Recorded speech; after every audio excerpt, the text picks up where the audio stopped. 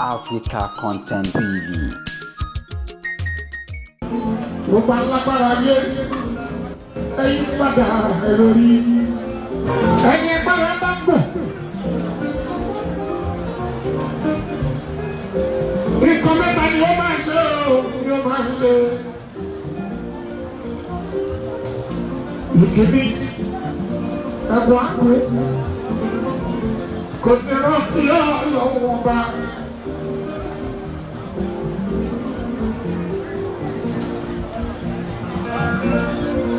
Ìkejì ẹ̀wẹ̀ amájọra ẹ̀lẹ́dú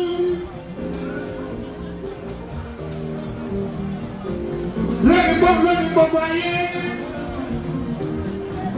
bẹ́ẹ̀ bá sọ̀rọ̀ mẹ́rẹ́ etí ikú mi yóò máa ṣe.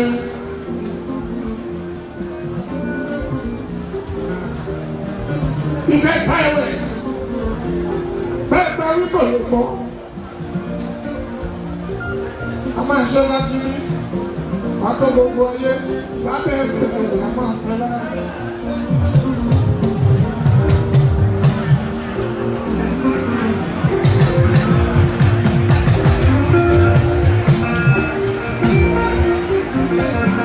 Alukuri akíkẹrẹ wọ́n ti bá wa sọ̀rọ̀ lóríṣiríṣi olùṣe ìfàmì yẹtọ̀lá báńkì àhàtò sápàtò láyà ojú ha àbáyọ.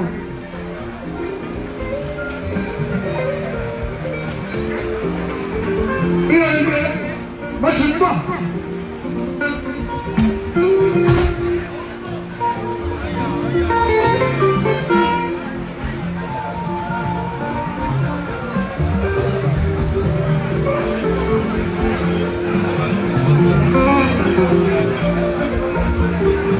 Ìlú ìsọ̀rọ̀ láwọn yìí lára tí mo ń wí ẹ̀sùn bẹ́ẹ̀ ní àwọn elétí níbi tó pọ̀ sí ikú.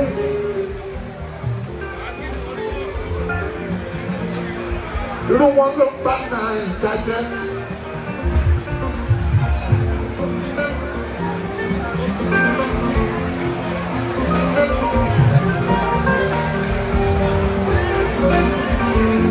Ó ti lẹ́yìn ní àkọ́rí.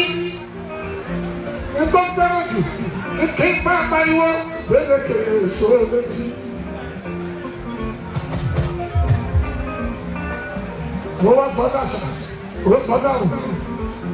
Mo bá yẹ wá pé gbẹ́dẹ̀kẹ̀ ìṣòro létí. Ọtọmátìkì ó ti sọ́ra ẹgbẹ́ tí ẹ̀rù ní.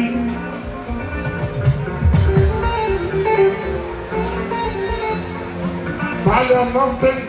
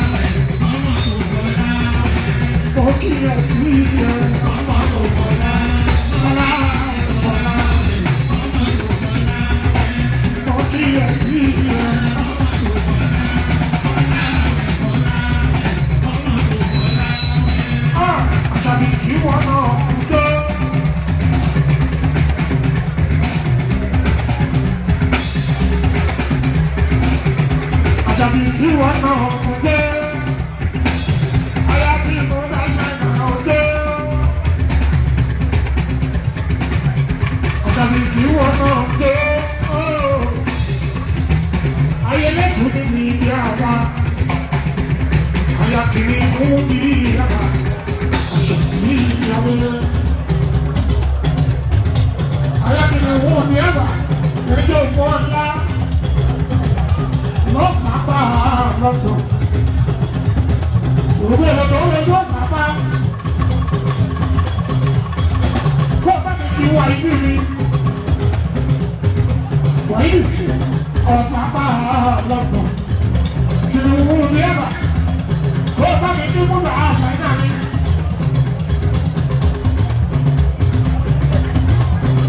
Ọmọdún kàásì ọmọ kìnnìún ní ẹ̀bà ṣé káwọn àgbàgbé ọba kábíyèsí onítẹ̀lẹ̀ lè mọ́ra ọmọ kìnnìún ní ẹ̀bà ìyẹn lọ́jọ́ gba sí tẹ̀lẹ̀ ó ní ìdíkalẹ̀ sí tẹ̀lẹ̀ ó má gbá ayẹyẹ ọba lọ. Ọ̀sàbí ó tọ́jú kàásì ní ṣe tọ́jú rúurú tọ́jú ayé mi ó bá délé.